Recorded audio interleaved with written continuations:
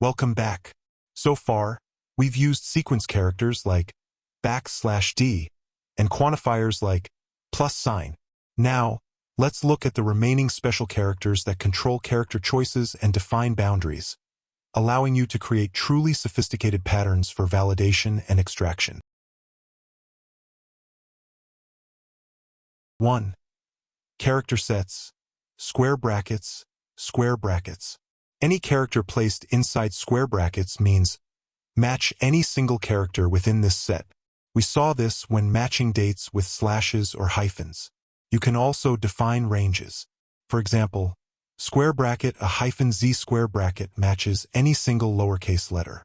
If you place a caret sign, immediately after the opening bracket, it means match any single character that is not in this set. 2. Or operator and any character. The pipe sign acts as the logical or operator, allowing you to match one complete pattern or another complete pattern. This is different from character sets, which match single characters.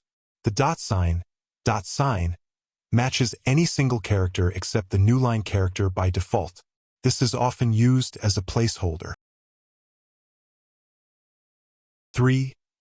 Anchors, $sign and $sign. These characters are called anchors because they do not match actual characters but instead match a position. The caret sign matches the position at the start of the string. The $sign matches the position at the end of the string. Using both caret sign pattern $sign is the definitive way to validate that an entire string conforms to the pattern, not just a part of it.